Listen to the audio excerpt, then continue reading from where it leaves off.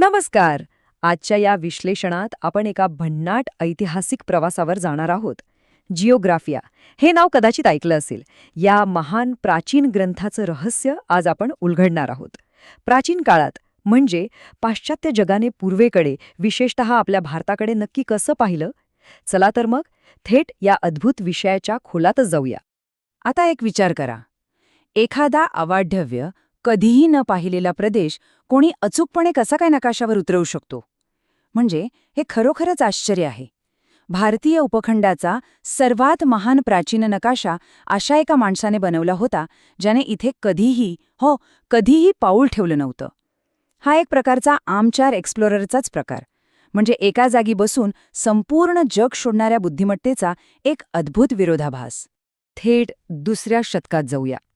काळ होता क्लॉडियस टॉलमीचा. 100 इसवी सनाच्या आसपास इजिप्तमध्ये जन्मलेला हा एक अत्यंत हुशार ग्रीको इजिप्शियन विद्वान. त्यावेळी तिथे रोमन साम्राज्याची सत्ता होती. 150 इसवी सनाच्या आसपास अलेक्झांड्रियामध्ये त्याने आपलं जिओग्राफिया हे महान कार्य पूर्ण केलं आणि अंदाजे 170 इसवी सनाच्या आसपास त्याचा मृत्यू झाला. आता टॉलमी अलेक्झांड्रियामध्ये काम करत होता आणि अलेक्झांड्रिया म्हणजे त्या काळातल्या प्राचीन जगाचं सर्वात मोठं ज्ञानकेंद्र, बरं का. त्याने केवळ एकाच विषयाचा अभ्यास केला नाही. त्या महान ग्रंथालयात बसून त्याने गणित, ज्योतिष, खगोलशास्त्र, प्रकाशशास्त्र आणि अगदी नकाशाशास्त्र, ज्याला आपण कार्टोग्राफी म्हणतो, अशा अनेक वैज्ञानिक शाखांवर अक्षरशः प्रभुत्व मिळवलं होतं. त्याच्या अफाट बुद्धिमत्तेची प्रचिती त्याच्या सिद्धांतांवरून येते. त्याने मांडलेला जिओसेंट्रिक थेअरी म्हणजे भूकेंद्रित सिद्धांत.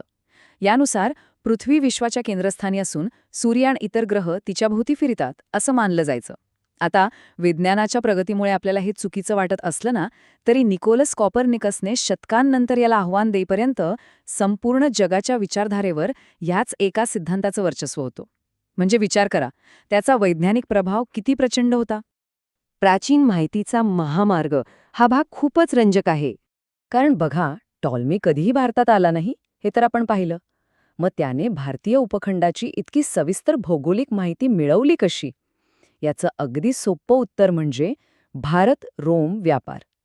भारत आणि रोमन साम्राज्य यांच्यात त्याकाळी एक अत्यंत भरभराटीला आलेला सागरी व्यापार मार्ग होता. मसाले, रेशीम, हस्तिदंत, मोती आणि कापूस यांसारख्या मूल्यवान वस्तूंच्या आकर्षणामुळे रोमन व्यापारी भारतीय बंदरांवर मोठ्या संख्येने यायचे. या प्रचंड व्यापारामुळेच दोन खंडांमध्ये माहितीची इतक्या मोठ्या प्रमाणावर देवाणघेवाण शक्य झाली. थोडक्यात सांगायचं तर ग्रीक व्यापारी अधिक रोमन खलाशी आणि भारतीय व्यापार मार्ग हे सगळं मिळून तयार झाला टॉलमीचा कार्टोग्राफिक डेटा. मला स्वतःला हे खूपच मजेशीर वाटतं. हा प्राचीन काळातील ऐक्यू भूगोलाचा एक मोठा खेळच होता म्हणा ना. अलेक्झांड्रियाच्या बंदरांवर खलाशी आणि व्यापारी ज्या सुरस कथा सांगायचे, प्रवासाची वर्णने करायचे, त्याच कथांचं रूपांतर टॉलमीने चक्क अक्षांश आणि रेखांशांमध्ये केलं. आता प्रत्यक्ष भारताला नकाशावर कसं आणलं गेलं ते पाहूया. टॉलमीने त्याच्या जिओग्राफिया या पुस्तकात नेमकं काय नोंदवलंय हे पाहणं खरंच खूप उत्कंठावर्धक आहे. त्याने संपूर्ण भारतीय उपखंडाची विभागणी अगदी सोप्या पण अत्यंत तार्किक पद्धतीने केली. गंगेच्या स्थानावर आधारित भारताचे 2 स्पष्ट भाग, इंडिया इंट्रागँगेम म्हणजे गंगेच्या अलीकडचा भारत आणि इंडिया एक्स्ट्रागँगेम म्हणजे गंगेच्या पलीकडचा प्रदेश. बघा किती सुंदर आणि सुटसुटीत भौगोलिक विभागणी आहे ही. आता त्यानं नोंदवलेली ठिकाणं पाहिली ना, की खरोखरच आश्चर्य वाटतं. शेकडो मैल दूर बसूनही त्याने काय काय नोंदवलंय पहा. गंगा आणि सिंधू यांसारख्या विशाल नद्या, उज्जैन आणि पाटलीपुत्र यांसारखी अंतर्देशीय शहरं, आणि एवढंच नाही तर भारताच्या पश्चिम आणि दक्षिण किनाऱ्यांवरील प्रमुख बंदरे देखील त्याने अचूकपणे नोंदवले. त्या काळात केवळ ऐकीव माहितीच्या आधारे अशी भौगोलिक वैशिष्ट्ये नकाशावर मांडणं ही खरोखरच एक खूप मोठी अचीव्हमेंट होती. विज्ञान आणि ऐकीव माहितीचा संगम कुठे आणि कसा झाला ते आता आपण समजून घेऊया. अर्थात सगळंच काही 100% परिपूर्ण नव्हतं. जेव्हा एखाद्या वैज्ञानिकाची अफाट बुद्धिमत्ता आणि ऐकीव माहिती एकत्र येतात तेव्हा काय होतं? इथे आपल्याला नाण्याच्या दोन्ही बाजू दिसतात. एका बाजूला त्याचं मोठं यश, त्याने अक्षांश आणि रेखांशांचा वापर केला, ठिकाणांची अगदी पद्धतशीर नोंद ठेवली आणि सर्वात महत्त्वाचं, पृथ्वी गोल आहे हे मानलं. ही त्या काळासाठी खूपच मोठी झेप होती. पण दुसऱ्या बाजूला त्याच्या मर्यादाही होत्याच. खलाशांच्या ऐक्यू कथांवर आणि अंदाजांवर अवलंबून राहिल्यामुळे त्याने भारताचा आकार चुकीचा दाखवला आणि अनेक शहरांची स्थानंही नकाशावर चुकीची नोंदवली. पण या सगळ्या चुकांमधूनही एक अत्यंत महत्त्वाचा मुद्दा पुढे येतो. त्याने केवळ कथा लिहिल्या नाहीत, तर ठिकाणांची पद्धतशीर नोंद ठेवली.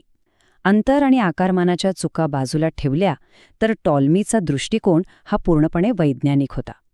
त्याने भूगोलाला केवळ पौराणिक कथांच्या स्तरावरून वर उचललं आणि खऱ्या अर्थाने नकाशाशास्त्र किंवा कार्टोग्राफीची मुहूर्तमेढ रोवली. प्राचीन जगाचा हा आराखडा कसा होता हे आता आपण पाहू. खरं सांगायचं तर जिओजोफियाचं ऐतिहासिक मूल्य हे अफाट आहे. जरी त्याच्या नकाशामध्ये चुका असल्या तरी आजचे इतिहासकार त्याचा वापर एका टाईम कॅप्सूलसारखा करतात. हरवलेली प्राचीन शहरे शोधायची असतील, भारत आणि रोमन जगामधील खोल व्यापारी संबंध सिद्ध करायचे असतील किंवा सुरुवातीच्या काळातील जागतिकीकरण समजून घ्यायचं असेल तर हा ग्रंथ आजही अत्यंत उपयुक्त ठरतो. यातून सुरुवातीच्या काळातील सांस्कृतिक संपर्काचं एक उत्तम दर्शन घडतं. आणि या ग्रंथाचा प्रवास तर एखाद्या थरारक चित्रपटासारखाच आहे. सुरुवातीला अलेक्झांड्रियामध्ये याची रचना झाली, त्यानंतर शतकानुशतके अरब विद्वानांनी अत्यंत काळजीपूर्वक त्याचं जतन केलं आणि त्यावर सखोल अभ्यास केला, आणि शेवटी ह्याच ग्रंथाने युरोपीय प्रबोधनाच्या काळात आधुनिक युरोपीय नकाशाशास्त्राला आकार दिला. एका साम्राज्यातून दुसऱ्या साम्राज्यात झालेला ज्ञानाचा हा प्रवास खरोखरच थक्क करणारा आहे. फक्त 1400 या एका संख्येकडे लक्ष द्या. टॉलमीचं कार्य सलग 1400 वर्ष जागतिक स्तरावर अंतिम आणि निर्विवाद प्रमाण मानलं जात होतं. बापरे, या एका आकड्यावरूनच त्याच्या प्रभावाची व्याप्ती आपल्या लक्षात येते. 1000हून अधिक वर्ष एकाच माणसाच्या कार्यावर संपूर्ण जगाने डोळे झाकून विश्वास ठेवणं ही नक्कीच काही साधीसुधी गोष्ट नाहीये. तर या सगळ्या विश्लेषणातून मुख्य धागा काय मिळतो? टॉलमीचं कार्य हे केवळ त्याच्या नकाशांच्या अचूकतेबद्दल नाहीये, तर ते दुसऱ्या शतकातील पाश्चात्य जगाने पूर्वेकडे कसं पाहिलं याचं एक अगदी अचूक आणि सुंदर चित्र आहे. प्राचीन पाश्चिमात्य जगाला भारतीय संस्कृतीबद्दल आणि इथल्या समृद्धीबद्दल किती गाढ आकर्षण होतं हेच यातून खऱ्या अर्थाने सिद्ध होतं. आजच्या या विश्लेषणाच्या शेवटी आपण एका विचार करायला लावणाऱ्या प्रश्नावर थांबूया. टॉलमीने त्याच्याकडच्या अत्यंत मर्यादित साधनांनी न पाहिलेली पृथ्वी नकाशावर आणण्याचा एक महत्त्वाकांक्षी प्रयत्न केला. आज आपणही आपल्या आधुनिक उपकरणांनी दूरवरच्या ब्रह्मांडाचे नकाशे बनवण्याचा प्रयत्न करत आहोत.